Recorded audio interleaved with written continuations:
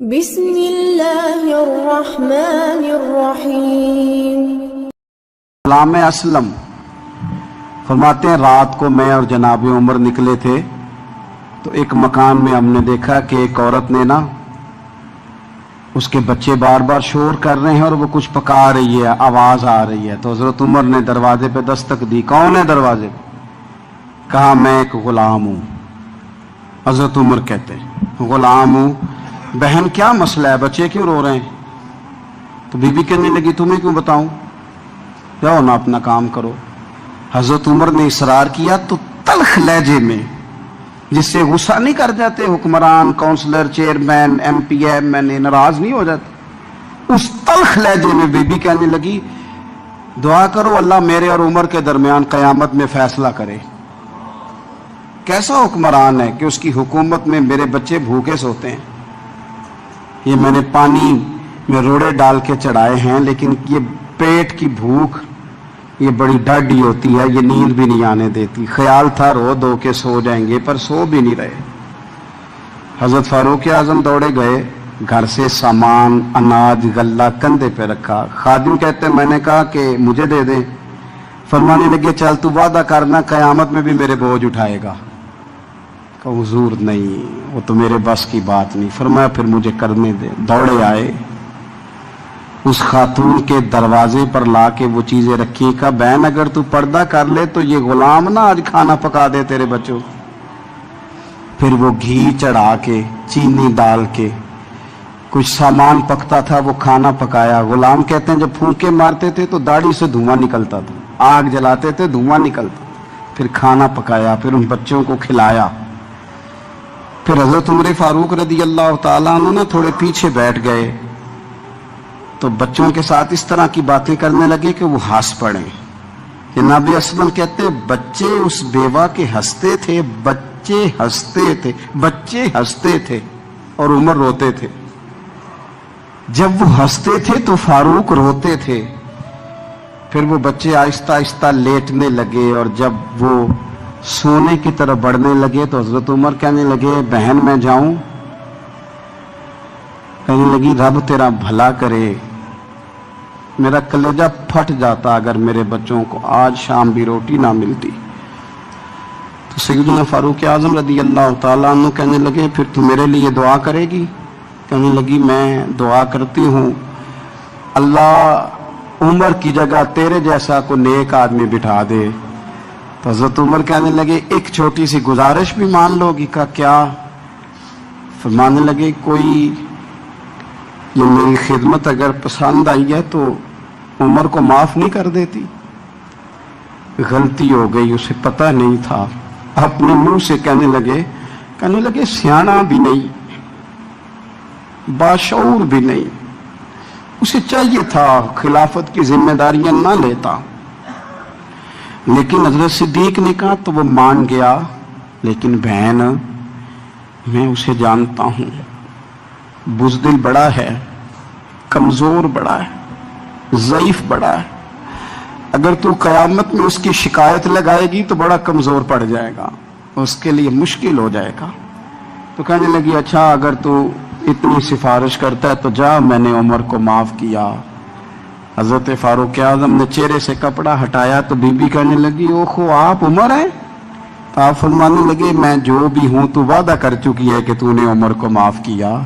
پھر باہر نکلے اور اپنے خادم جناب اسلم سے کہنے لگے 2 بندے اور بلا اور انہیں گواہ بنا کہ میں نے اس غریب کے روتے بچے ہنسائے ہیں، تو جا کے ان کو بتا میں نے وہ ہنسائے ہیں، اس کے بھوکے بچوں کو میں نے روٹی کھلائی ہے، اور تو گواہ ہو جا کہ اس بی بی نے خود کہا ہے بغیر جبر کے، میری گزارش پہ کہا ہے کہ میں نے عمر کو معاف کی۔ کیوں نہ ہم بھی اپنی اپنی ذمہ داریوں کا احساس کر لیں، کیوں نہ ہم بھی جہاں جہاں ہماری ڈیوٹی ہے ہم بھی وہاں غور کر لیں، کہیں ایسا تو نہیں کہ ہم بھی کمزور پڑ گئے ہیں، ذمہ داری تو لے لی ہے پر اب ہم ادا نہیں کر پا رہے۔ ایک صحابی تھے حضرت جناب سیدنا خفاف بن ایما غفاری رضی اللہ تعالیٰ عنہ، انہوں نے بڑا کردار ادا کیا تھا میدان احد میں، انہوں نے اور ان کے صاحبزادے نے۔ تو ان کی بیٹی ایک دن حضرت عمر کے پاس آئی۔ اب وہ بیٹی بیاہ کے جا چکی تھی، اس کی شادی ہو گئی تھی۔ حضرت خفاف بن ایمار رضی اللہ تعالیٰ عنہ کی صاحبزادی اپنے سسرال چلی گئی تھی، وہاں اس کا خامد انتقال کر گیا۔ وہ خاتون واپس آ گئی، وہ حضرت عمر سے ملی، بیوہ عورت۔ اس بیوہ خاتون نے آ کے، یہاں تو میرے بھائی وہ فوجی بیچارے جن کی بیویاں، جن کو ایک تقریب میں تو خوب ایوارڈ دینے کے لیے بلایا جاتا ہے، میں نے یتیمی کا وقت گزارا ہے، مجھے پتہ ہے کہ 2-4 مہینے لوگ آ کے کہتے ہیں کوئی حکم ہوا تو 10 آجے، پھر جب 1 سال گزر جاتا ہے تو پھر لوگ کہتے ہیں 4 بھرا نے کام کیوں نہیں کر دے۔ تو ایسے تو نہیں نا کہ ابا ایسے ہی چلا گیا تھا، بڑا کچھ دے کے گیا ہے، کدھر ہے فلانی چیز۔ لوگوں کا نظریہ تھوڑے عرصے کے بعد اور ہو جاتا ہے۔ آپ نے بڑے بڑے شہداء کے گھروں میں ایوارڈ تو دیے، کیا کبھی آپ نے پلٹ کر دوبارہ غور کیا کہ ان کے بچے کہاں ہیں، ان کی بیوہ کس حال میں ہے؟ وہ زمانے کی تیز دھوپ اور تیز آندھی کا مقابلہ کیسے کر رہے ہیں؟ بغیر باپ کے جو انسان کو کھلے آسمان تلے وقت گزارنا پڑتا ہے وہ کتنا کو مشکل ہوتا ہے، وہ کس طرح ٹائم گزار رہے ہیں، یہ کبھی سوچا لوگوں نے؟ یہاں تو نرنگیے سیاست دوراں تو دیکھیے منزل انہیں ملی ہے جو شریک سفر نہ تھے، جو نکلے ہی نہیں تھے وہ منزل تک پہنچ گئے، اور جنہوں نے جوانیاں گزار دی وہ رستے میں رہ گئے۔ حضرت خفاف بن ایما کی صاحبزادی بیوہ ہو کے آ گئی، بچے ساتھ تھے، سرے راہ جناب عمر سے ملی اور مل کے کہنے لگی، حضور میں اس صحابی کی بیٹی ہوں جنہوں نے احد والے دن اپنے بیٹے کے ساتھ مل کے معاشرہ کیا تھا، بچے میرے یتیم ہو گئے ہیں، میں بیوہ ہوں۔ حضرت فاروق اعظم رضی اللہ تعالیٰ عنہ نے فہرست نہیں مانگی، خرچے کی ڈیٹیل نہیں مانگی، تم آنا فلانے سے ملنا، پرسوں 9 بجے آ جانا دفتر، یہ کوئی بات نہیں کی۔ حضرت عمر غور سے کھڑے، اس بیٹی کی بات سنی، چھم چھم سیدنا فاروق کی آنکھوں سے آنسو گرے، دوڑ کے گھر گئے، ایک اونٹ نکالا، وہاں سے مال غنیمت کا مال کے بھر کے 2 بوریاں، اور بوریوں میں کیا تھا؟ چاندی بھی تھی، نقدی پیسے بھی تھے، کچھ ضرورت کا سامان بھی تھا، غلہ بھی تھا۔ 2 بوریاں بھر کے اونٹ پہ رکھ کے خود لگام اس بیٹی کے ہاتھ میں تھما کے کا پتر سامان بھی تیرا ہے، اونٹ بھی تیرا ہے، اور یہ نہ سمجھنا یہی کچھ تجھے دیا ہے، جب یہ ختم ہوگا تو رب تیرے لیے اور بندوبست فرمائے گا۔ کیا مانا؟ کہ ڈیوٹیاں لگا دی گئی ہیں، ہمیں پتہ ہے یہ سامان کب تک ختم ہو جائے گا، پیسے کب تک ختم ہو جائیں گے، تیرے لیے میں نے نئے حکم بھی جاری کر دیے ہیں۔ حضرت عمر وظیفہ لگانے لگے تو حضور کے گھر میں خدمت کرنے والے حضرت اسامہ بن زید کا وظیفہ ڈبل لگایا، اور اپنے بیٹے عبداللہ ابن عمر کا وظیفہ سنگل لگایا۔ تو حضرت اسامہ بن زید کہنے لگے، ابا جی میں نے تو ہجرت بھی کی، جہاد بھی کیا، اسامہ تو ان دنوں بچے تھے۔ تو حضرت سیدنا عمر فاروق جواب میں کہنے لگے، پتر اسامہ کے والد زید نے بھی حضور کے گھر میں نوکری کی، اسامہ بھی نوکری کر رہا ہے۔ حضرت عمر کی شان کیا ہے زمانہ جانتا ہے، پر پھر بھی حضرت عمر فرمانے لگے، تو نے اپنے باپ کے ساتھ ہجرت کی، فرمایا ان کی خدمت زیادہ ہے حضور کے گھر میں، لہذا ان کا وظیفہ بھی زیادہ لگایا جائے گا۔ چادریں آئی تھی مال غنیمت میں، ڈھیر ساری چادریں، ڈھیر ساری۔ حضرت عمر نے صحابہ کرام علیہم رضوان کی ازواج پر، صحابیات پر وہ چادریں تقسیم کر دی۔ ایک چادر بڑی خوبصورت نکلی اندر سے، تو سب کہنے لگے، حضور یہ نا خاتون اول کے لیے سوٹ کرے گی، آپ کی اہلیہ کے لیے سوٹ کرے گی، کبھی آپ گھر لے جائیں نا، یہ سب سے بہتر ہے۔ تو یہ حضرت عمر کی بالغ نظری ہے، وہ کیا بندہ ہوا جس کی ہر جگہ نظر ہی نہ ہو۔ حضرت سیدنا عمر فاروق رضی اللہ تعالیٰ عنہ کہا جناب یہ چادر بڑی حسین ہے، آپ کے گھر والوں پہ جچے گی. تو حضرت عمر فرمانے لگے نہیں، ایک صحابیہ ہیں حضرت ام سلیت رضی اللہ تعالی عنہ، انہیں بلاؤ، یہ چادر انہیں دوں گا. حضور اس خاتون کو یہ چادر دینے کی وجہ بھی تو بیان کریں. تو حضرت عمر فرمانے لگے جب احد میں ڈھیر سارے لوگ زخمی ہو گئے تھے اور بھگدڑ مچ گئی تھی اور حالات خراب ہو گئے تھے، تو فرمایا میں نے اپنی آنکھوں سے دیکھا کہ اس ایمرجنسی کی حالت میں بھی جناب ام سلیت مشکیزہ پکڑ پکڑ کے زخمیوں کو پانی پلا رہی تھی. اس خاتون کی خدمات ہیں امت کے لیے، اس نے ڈیوٹی کی ہے صحابہ کے لیے، لہذا اس عورت کا زیادہ حق بنتا ہے کہ اس کو یہ اعزاز دیا جائے. میرٹ کی بنیاد پر تقسیم ہوگی، رشتہ داری کی بنیاد پر، تعلق کی بنیاد پر نہیں ہوگی. اس کا حق زیادہ بنتا ہے، اس کا درجہ زیادہ بنتا ہے، خدمات زیادہ ہیں، اس نے اپنی ڈیوٹی زیادہ اچھے طریقے سے سر انجام دی ہے. جب تک چیزیں آپ وسعت قلبی نہیں لاتے اپنی طبیعت میں، جب تک آپ گنجائش زیادہ پیدا نہیں کرتے، اتنی دیر تک حالات اس طرح کے نہیں ہوتے. پھر ایک اور مصیبت بن گئی ہے، وہ مصیبت ہے لیول کی. یہ کام میرے لیول کا نہیں. جب آپ اپنے لیول سے نیچے اتریں گے، پروٹوکول سے ذرا نیچے اتریں گے اور چھوٹی چھوٹی باتوں پر خود توجہ دیں گے، چھوٹی چھوٹی چیزوں پر. حضرت عمر جمعہ پڑھا رہے تھے، ایک صحابی دیر سے آئے.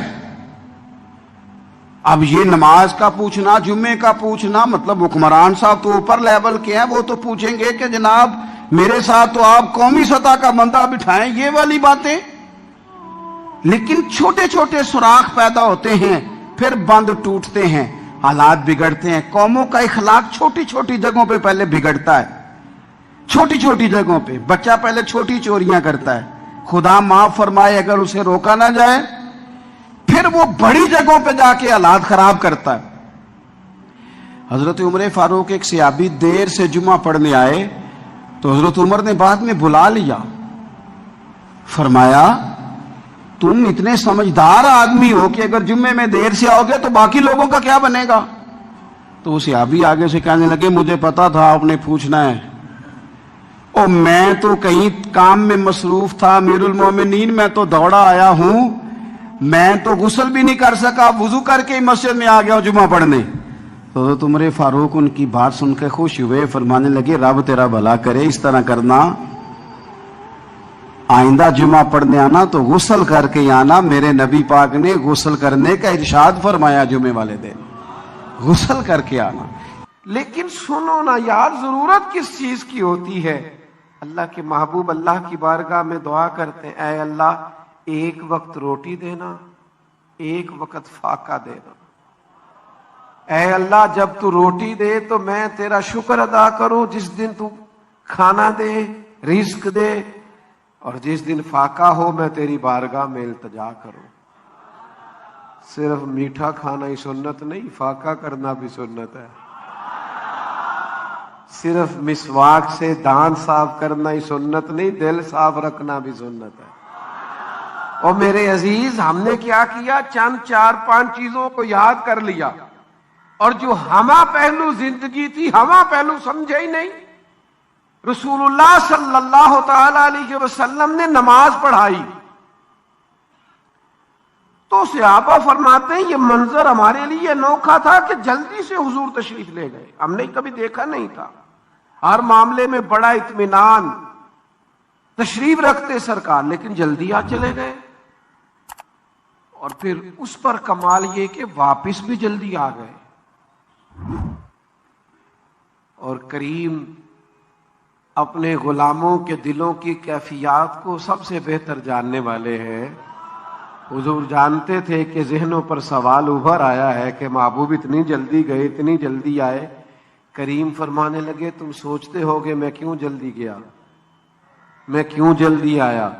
فرمایا کچھ سونا آیا تھا، سارا بانٹ دیا، تھوڑا سا گھر میں پڑا رہ گیا تھا، نماز پڑھی ہے تو یاد آیا ہے، ذرا جلدی سے گیا ہوں، وہ بھی خیرات کر کے آیا ہوں جلدی سے. نبی کریم علیہ السلام نے گھر میں دولت کو تو جمع ہی نہیں ہونے دیا. تو جمع ہی نہیں ہوئی بھائی, وہ تو جلدی سے بانٹ دی. فاقہ سکھایا کیا حضور نے. موسم بھی بڑا خوبصورت ہے اور آپ اتنے زیادہ ذوق شوق سے بیٹھے ہیں, اور میں نوجوانوں کے چہروں پر اس قدر زیادہ تازگی دیکھ رہا ہوں, میرا بھی دل کرتا ہے ذرا بڑی بڑی باتیں کروں,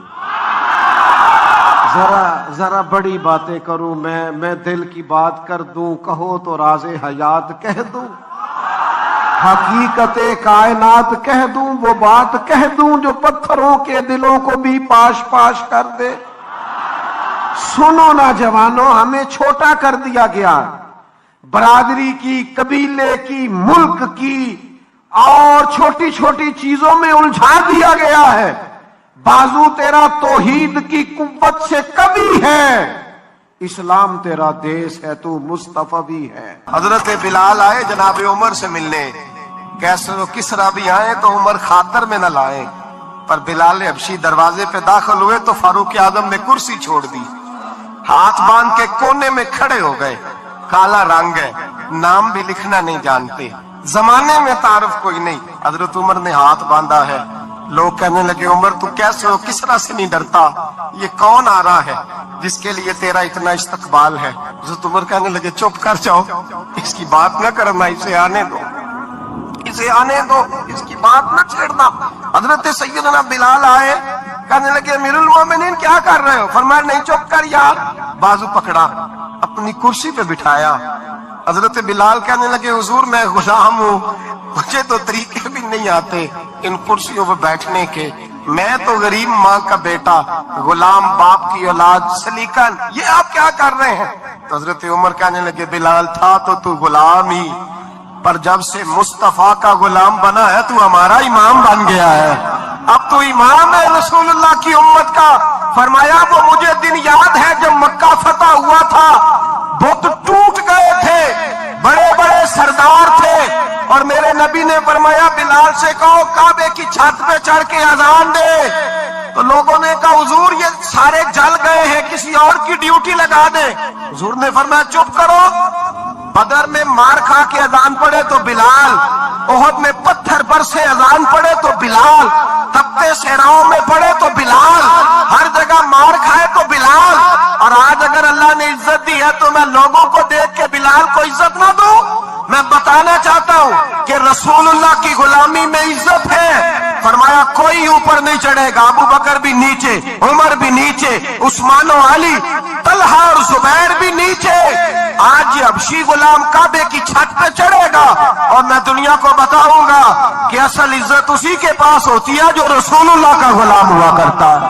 بھائی یاد رکھیں عزت حضور کی غلامی میں ہے, نہ یہ دیکھو میری برادری کیا کہتی ہے. حضرت سلمان فارسی گورنر تھے, کھانا کھا رہے تھے, دسترخوان بچھا تھا. رسول پاک صلی اللہ علیہ وسلم کا فرمان ہے روٹی کا لقمہ دسترخوان پہ گرے اٹھا کے کھا لو, اللہ تمہاری بخشش فرما دے گا. دسترخوان صاف ہوتا ہے. روٹی, بڑے گورنر تھے آپ, بڑے بڑے سفیر بیٹھے تھے, وزیر بیٹھے تھے, روٹی کا لقمہ گر گیا. آج تو لوگ فیشن میں عزت ڈھونڈتے ہیں نا, وقار ڈھونڈتے ہیں کہ میں جدید دنیا کے ساتھ مل جاؤں, میں معاذ اللہ لڑکی لڑکے اکٹھے بٹھا کے منگنی کروں تو میں ماڈرن شمار ہو جاؤں گا, میں بڑے بڑے ڈھول بجاؤں تو ماڈرن بنوں گا, میں اگر مہندی پہ سارے تماشے کر ڈالوں تو میں ماڈرن ہوں. دیکھو عزت کس بات میں. حضرت سلمان فارسی روٹی کھا رہے تھے, سفیر, وزیر, نہ جانے بڑے بڑے لوگ بیٹھے تھے, کھانا کھاتے کھاتے لقمہ گرا دسترخوان پہ. حضرت سلمان فارسی نے سمیٹا, منہ میں رکھا, پھر انگلی مار کے دسترخوان صاف کیا. ایک صحابی کان میں کہنے لگے سلمان کیا کر رہے ہو, کیا کر, آپ گورنر ہے, سوچئے تو صحیح, یہ لوگ کیا کہیں گے دنیا دار کے مسلمانوں کو روٹی نہیں ملتی, اٹھا اٹھا کے کھا رہے. کان میں بات کی, کان میں. حضرت سلمان فارسی کان میں جواب دے سکتے تھے, کہہ سکتے تھے نہیں ایسے ہی کرنا ہے, انہوں نے کان میں بات کی. لیکن جناب سلمان فارسی اعلیٰ اعلان بولے, کہنے لگے ان 4 5 6 دنیا داروں کے لیے میں اپنے نبی کا طریقہ چھوڑ دوں, اپنے رسول کی سنت چھوڑ دوں. یہ 4 5 دنیا دار دنیا کی طرف دیکھ کے میں مصطفیٰ سے منہ موڑ لوں. پھر جوش جذبات میں سر سے پگڑی اتار دی, رونے لگے. آپ فرمانے لگے میں مدینے کے بازاروں میں खजूरें उतारता था, नौकरियां करता था। ये जो मेरे सर पर इज्जत के बाल है, ये मोहम्मद अरबी के उगाए हुए हैं, रसूलुल्लाह के उगाए हुए हैं। अमीरुल मोमिनीन हजरत जनाब सैयदना उमर फारूक रजी अल्लाह ताला अन्हु रात घर में थे तो रोने लगे, बड़ी देर तक रोते रहे। वालदा उठी तो साहिबजादे से कहने लगी, पता करो तुम्हारे बाप को क्या मसला है। शहजादे आए, कहने लगे अमीरुल मोमिनीन वालिद गिरामी क्या हुआ? तो हजरत उमर फारूक कहने लगे, बेटा अपनी अम्मा को बुलाओ। वालदा आ गई, क्या बात है, कुछ तबीयत खराब है तो हकीम का बंदोबस्त किया जाए। तो हजरत उमर कहने लगे, कुछ भी नहीं, आज मस्जिद से निकला हूं तो नबी पाक के सहाबा मेरी तारीफें कर रहे थे। ये हजरत फारूक आजम के विसाल के करीब के दिन है। तारीफ एक तो हजरत ये रोने की बात है कि खुश होने की? आप फरमाने लगे, नहीं, सोचता हूं बाहर तो मैं अच्छा रहा हूं, पता नहीं घर में ही कोई ज्यादती ना हो गई हो, पता नहीं तुम्हारे साथ भी मेरे मामला ठीक थे कि नहीं। सहाबा तो तारीफ करते हैं, रो रहा हूं तुम्हारी वजह से ना उलझ जाऊं, बीवी ही ना कहे मेरा हक ही अदा नहीं किया। ये लफ्ज कहते कहते पहाड़ है ये शख्स, कैसर किसरा कांपते हैं। हजरत उमर रो पड़े, बीबी से कहने लगे, मुझे अल्लाह की रजा के लिए माफ नहीं कर देती? मेरे ऊपर बोझ था उम्मत का, मैं सारी रात मदीने की गलियों में फिरता था, दिन सारा मस्जिद में गुजरता था, मैं तुझे वक्त नहीं दे पाया, माफ नहीं कर देती? तो ज़ौजा कहने लगी, नहीं उमर, मैंने भी जिंदगी में अपना कोई सुख चैन नहीं देखा, कोई चाव पूरा नहीं किया, मैं कैसे माफ कर दूं? मैं नहीं माफ करती। हजरत उमर जमीन पे बैठ गए, रोने लगे, कहने लगे चल माफ कर दे। कहने लगी, एक वादा करो, कयामत के दिन रब करीम की बारगाह में मेरी सिफारिश करोगे? अल्लाह की बारगाह में अर्ज करोगे कि अल्लाह अच्छी थी, मुझे कपड़े धो के देती थी, रोटी पका के देती थी, मेरी इज्जत की मुहाफिज थी? जनाब उमर कहने लगे, तेरे साथ वादा है, रब अपने फजल से उमर को जन्नत देगा तो उमर तुझे जन्नत में साथ लेकर के जाएगा। बुखारी शरीफ में हदीस है, काजी अय्याज मालिकी रहमतुल्लाह अलैह ने बड़ी तफसील से लिखी है। रावी हजरत अनस बिन मालिक हैं। एक बंदा बड़ी दूर से आया नबी पाक सल्लल्लाहु अलैहि वसल्लम की ज़ियारत के लिए, बड़ी दूर से। अरब के जो सरदार होते थे उनके बड़े नाज नखरे होते थे, वो खैर आज भी हैं। प्रोटोकॉल का माहौल आज भी, यानी वजीर साहब के आगे दो चार गाड़ियां ना हो तो उनको मजा ही नहीं आता। पुलिस वाले आगे पीछे भागे तो हालांकि उनको नहीं पता कि जो पुलिस वाले आगे पीछे भाग रहे हैं ना, ये हुकूमत बदली तो गिरफ्तार करने भी इन्होंने ही आना है, लेकिन वो बड़ा मजा आता है जब लोग गाड़ी के पीछे भागते हैं। क्या बात है जनाब, बड़ी बात। और हमारी तबीयतों में पता नहीं कौन सी। तो नबी पाक सल्लल्लाहु अलैहि वसल्लम की खिदमत में वो शख्स बड़ी दूर से आया। तो अरब के बादशाहों का मिजाज था, प्रोटोकॉल बड़ा चाहते थे। उनका तो ये तरीका था कि हुक्मरानी करनी है जैसे भी हो। अगर किसी गुलाम ने धूप में बंधा रह गया, ऊंट और छांव में नहीं बांधा तो दुर्रे मारते थे, और अगर उसने खोल के बांध दिया तो फिर भी मारते थे। कहते थे इतना सियाना हो गया तो उन्हें पूछा ही नहीं, खुद ब खुद ही बांध दिया। वो शख्स हुजूर की बारगाह में आया और बहुत सारे लोगों के पास क्योंकि वो जाता था अपने सरबराह का पैगाम लेके, तो वो कांप रहा है जब हुजूर की बारगाह में गया, डर रहा है। अब जरा बात को समझना, नबी पाक सल्लल्लाहु अलैहि वसल्लम ने उससे फरमाया, क्यों डरते हो? सादा आदमी है, देहाती है, बद्दू है। अल्लाह के रसूल ने थपकी दी, क्यों डरते हो? तो कहता है, हुजूर मुझे आदाब नहीं आते और मुझे डर आता है, कोई बात अगर ऐसी हो गई, आप मदीने की हुकूमत के सरबराह हैं, तो कहीं आप नाराज ना हो जाएं। हजरत अनस बिन मालिक फरमाते हैं, बात कहाँ की थी, पहुंच कहाँ गई? जब उसने ये कहा ना कि आप तो हुकूमत के सरबराह हैं, कहीं कोई गलती ना मुझसे हो जाए, तो नबी पाक की आंखों में आंसू आ गए। हुजूर रोने लगे और नबी पाक सल्लल्लाहु अलैहि वसल्लम फरमाने लगे, ना भाई, तो किसी हुकूमत के सरबराह के पास नहीं आया ना, तू तो उस बेटे के पास आया है जिसकी माँ गोश्त के खुश्क टुकड़े खा के भी गुजारा कर लेती। मैं तो एक गरीब माँ का बेटा हूं।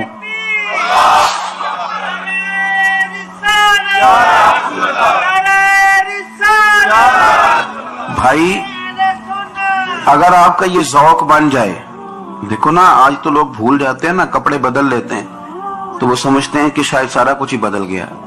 यानी गांवों से आकर पढ़ने वाले भूल ही गए हैं कि किसकी माँ ने कितना जेवर बेचा था। लोग भूल जाते हैं चीजों को, अपने माजी को याद रखें। यार, सफाई करने वाला सफाई टाइम पे करता है ना, तुम चिराग तो सही जलाते हो ना। मुझे बताओ, आने वालों, ये तो बताओ, शहर मदीना कैसा है? اور سر ان کے قدموں میں رکھ کر جھک کر جینا کیسا، دل آنکھیں اور روح تمہاری لگتی ہے سیراب مجھے، در پہ ان کے بیٹھ کر آبے زمزم پینا کیسا ہے۔ کہنے لگے عمر اس کونے کا کیا حال، اور پھر کہنے لگے وہ فلاں فلاں باغ میں حضور اثر کے بعد جایا کرتے تھے، اس کے پھلوں پھولوں کا کیا حال ہے۔ تو حضرت عمر کہتے ہیں بلال کی باتیں سن کے میں رویا، تو میں نے کہا بلال تجھے اتنا پیار ہے تو چھوڑ کیوں آیا ہے؟ تو کہنے لگے عمر میرا وجود شام میں رہتا ہے پر دل میرا مدینے میں ہی رہتا ہے، روح میری مدینے میں ہی رہتی ہے، بس سجنا باج محمد بخشا کی مرنا تے کی جینا، کہاں وہاں ہی رہتا ہوں۔ ایک دفعہ نا کوفے میں رہتے تھے حضرت علی، مولا علی نے ساری زندگی کسی سے سوال نہیں کیا، دینے والے تھے نا، سوال نہیں کیا۔ ایک بڑی خوبصورت قندیل ایک شخص لایا، خوبصورت لالٹین بنی ہوتی تھی وہ، اور اس میں تیل مٹی کا نہیں ڈالتے تھے، خوشبو والی کوئی چیز ڈالتے تھے تو وہ جلتی تھی۔ وہ لایا کوفے کی جامع مسجد میں، حضرت علی کوفے آ گئے، کہا حضور یہ جلا لے۔ جب وہ لایا نا قندیل تو حضرت علی نے زندگی، امام حسن کہتے ہیں میں نے عجیب زندگی بھر سوال نہیں کیا، اس سے کہنے لگے میں نے کبھی کسی سے کچھ مانگا نہیں، اس طرح کی ایک اور مل جائے گی؟ تو شخص ایسے جیسے وہ عرش پہ نہیں بیٹھ گیا کہ علی نے مجھے کہہ دیا، کہنے لگا حضور مل جائے گی، فرمانے لگے لے آؤ، کہتے ہیں وہ لے کے آیا۔ تو جب وہ لایا تو پہلے والی قندیل کو اتنا نہیں، اس قندیل کو سینے سے لگایا، اپنا امامے کا پلو لے کے حضرت علی نے پوچھا، پھر آنکھوں میں آنسو آئے۔ امام حسن کہنے لگے ابا جی میں سمجھ نہیں پا رہا، یہ آپ نے تو زندگی بھر بھوک کاٹی ہے، سوال نہیں کیا، تو یہ کیا ہے؟ کہنے لگے مجھے بڑی پسند آئی تھی، دل کرتا ہے ایک لے لوں اور میں حضور کی مسجد میں بھی بھیج دوں، میں مدینے میں بھی بھیج دوں، میرا دل کرتا ہے یہ مسجد نبی میں لگ جائے گی تو اس کی شان بڑھ جائے گی۔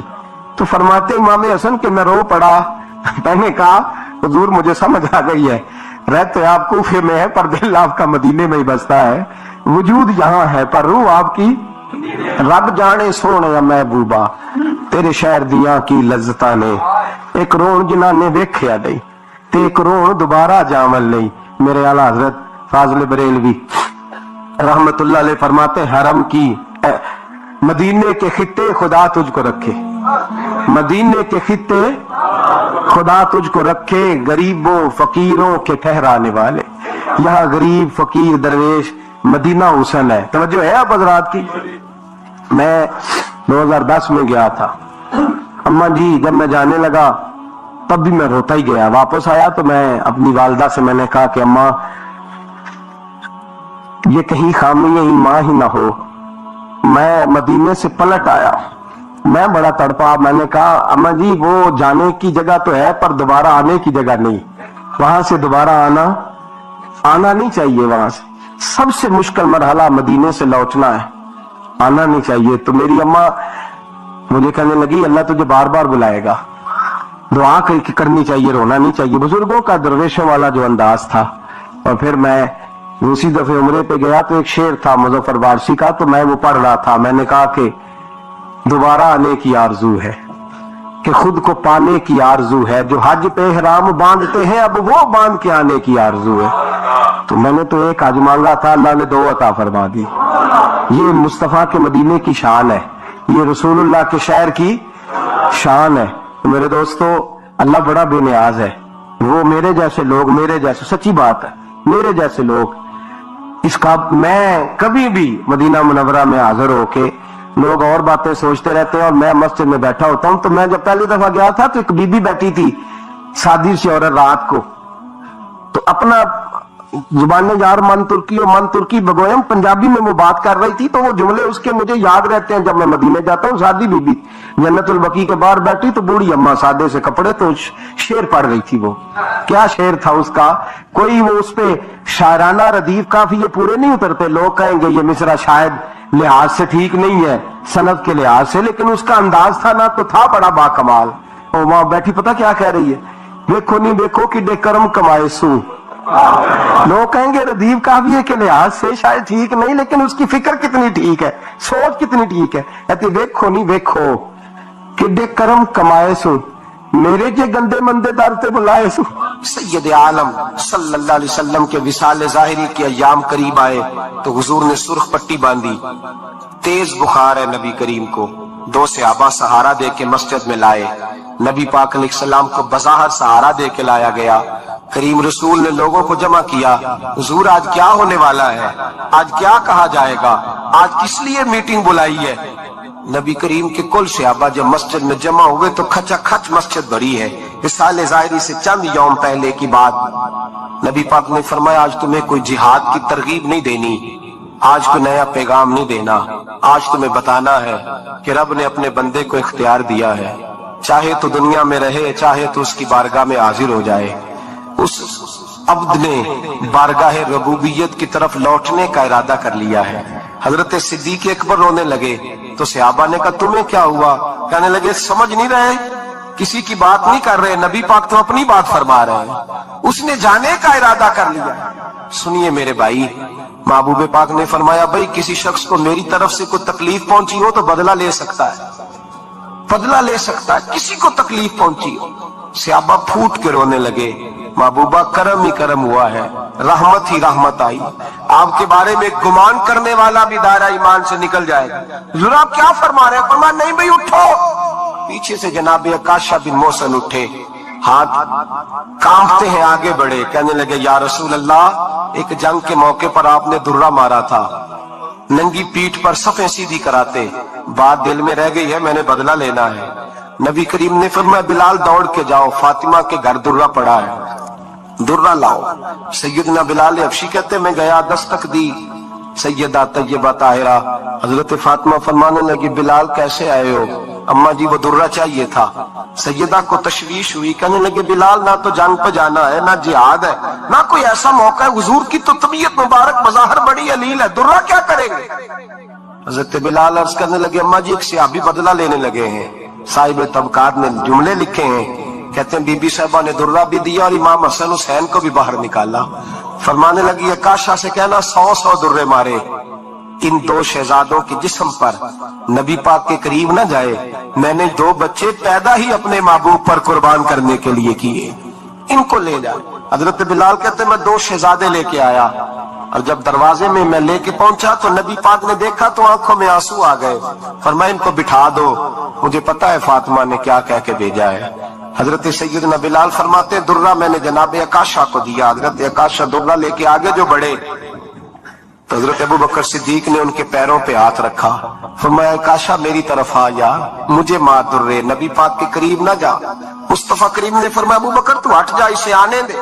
فرماتے میں چند قدم آگے گیا تو مولا علی شیر خدا نے میرے پیر پہ ہاتھ رکھا. کہنے لگے عکاشہ سوچ تو صحیح تو کیا کر رہا ہے؟ حضور نے فرمایا علی ہٹ جاؤ، میرا اور ان کا معاملہ ہے. جناب عکاشہ آگے بڑھ رہے.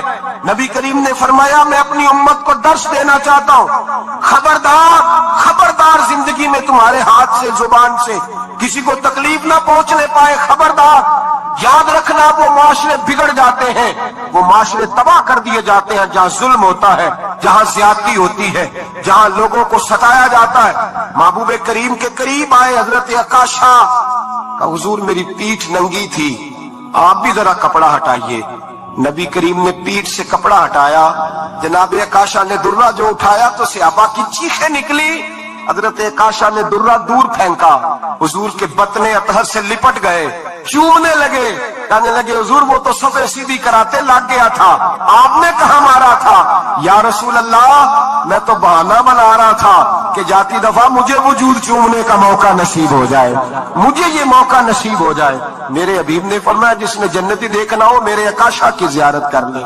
بھائی ظلم کا دروازہ کھلا ہوا ہے اور لوگ بھول جاتے ہیں زیادتی کرتے ہوئے. وہ بہو سے ہی کیوں نہ کرے، وہ اپنے گھر کے بھول جاتے ہیں کہ شاید پوچھنے والا کوئی نہیں، شاید میزان نہیں لگے گا. ایران کے بادشاہ نے اپنے بیٹے کو پڑھانے کے لیے ایک استاد صاحب کا بندوبست کیا. استاد صاحب کو کہا کہ میرے بچے کو دین پڑھائیے، میں چاہتا ہوں کل اس نے عنان حکومت کو سنبھالنا ہے تو یہ دین سے آگاہ ہو جائے، اس کو کچھ سکھائیے پڑھائیے. بہت نیک بزرگ بڑے درویش عالم پڑھانے لگے، اسباق مکمل ہو گئے.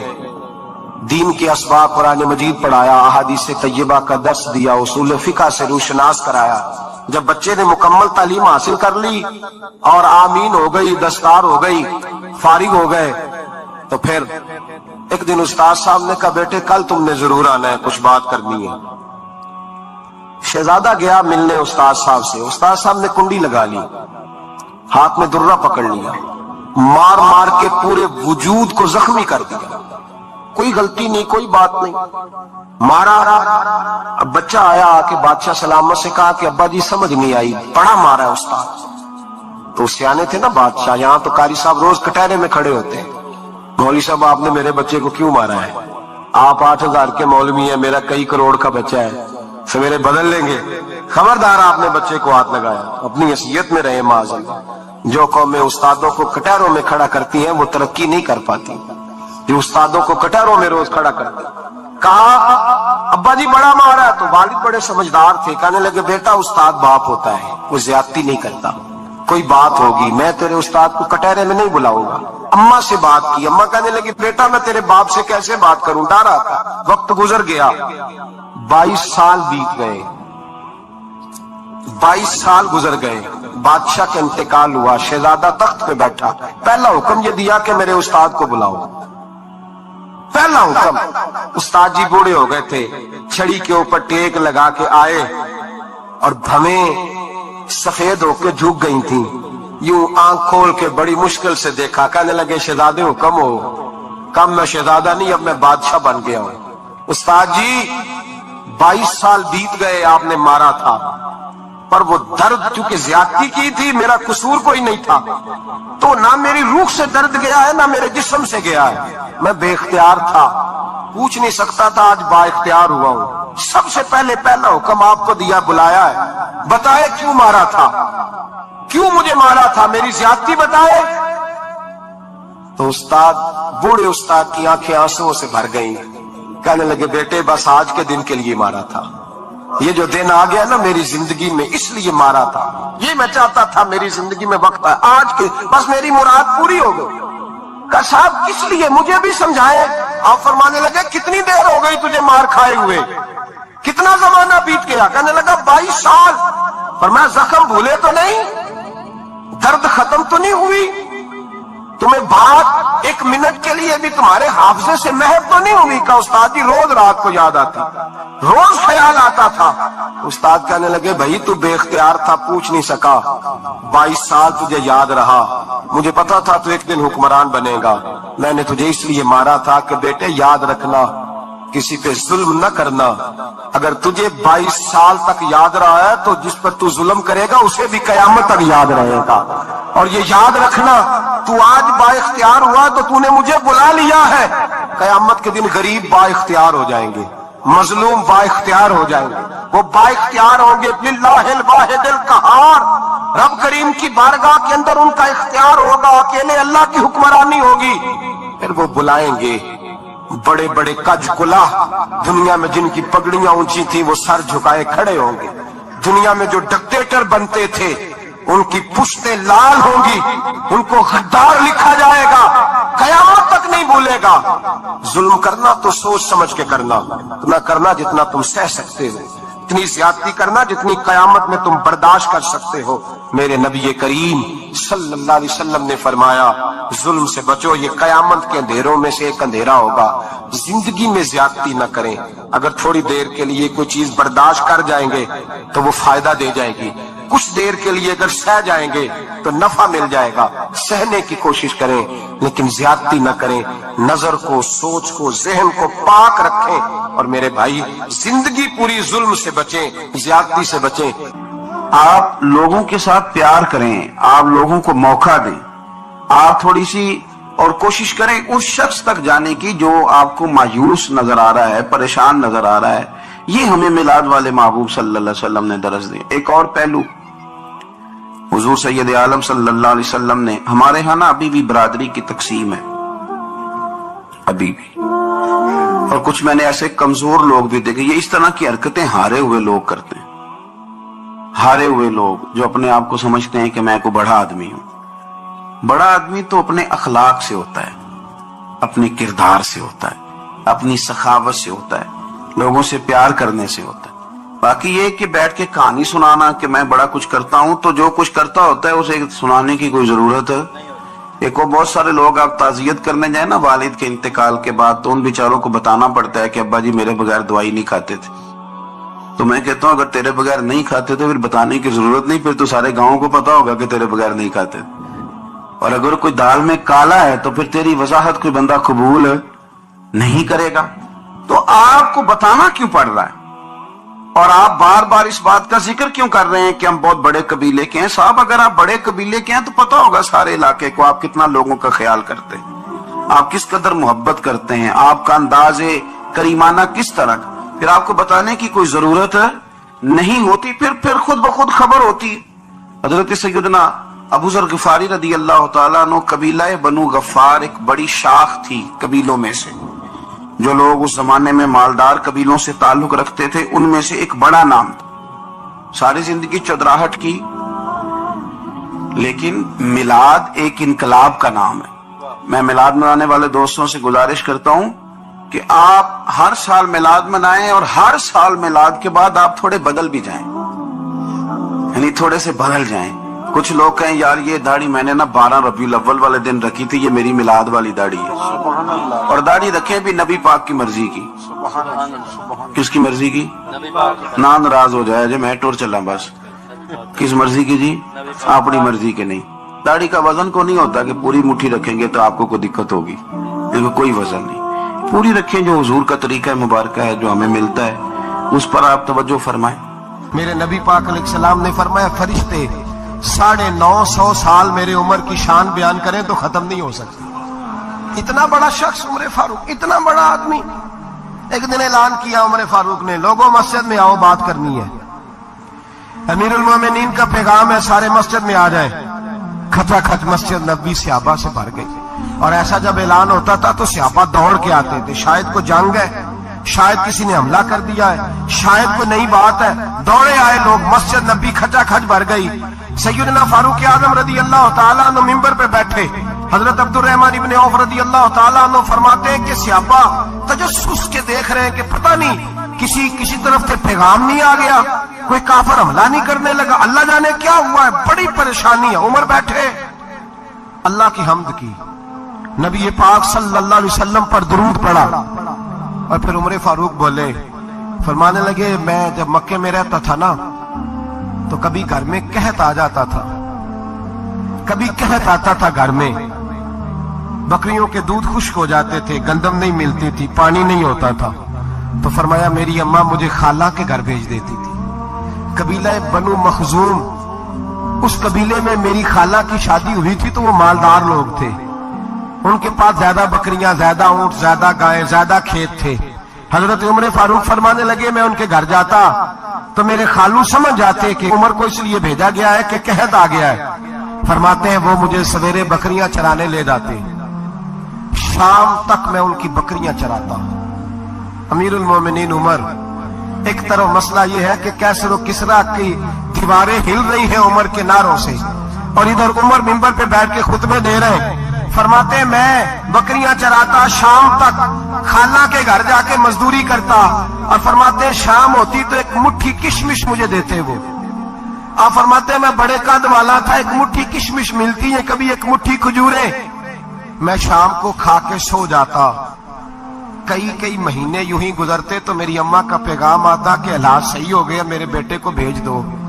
یہ بات کہی، حضرت عمر رونے لگے اور پھر کہنے لگے اب وہ وقت آیا ہے کہ لوگ مجھے امیر المومنین عمر کہہ کے پکارتے ہیں۔ بس یہ دو باتیں کی، عمر نے کہا چلو ظہر کا وقت ہو گیا، اذان پڑھو، اٹھو نماز پڑھے، اٹھو، اذان ہوئی، اقامت ہوئی، جناب عمر نے نماز پڑھائی، لوگ چلے گئے تو سیدنا عبد الرحمن ابن عوف یارانہ تھا جناب عمر سے، بازو پکڑ کے کہنے لگے عمر سیاڑا بندہ یار تو یہ دو باتیں سنانے کے لیے اتنا مجمع اکٹھا کیا تھا، یہ دو باتیں کہنے کے لیے کہ میں خالہ کے گھر جا کے مزدوری کرتا تھا تو ایک مٹھی کشمش ملتی تھی، ایک مٹھی کھجوریں، یہ کہنے کے لیے کہ میں بکریاں چرایا کرتا تھا۔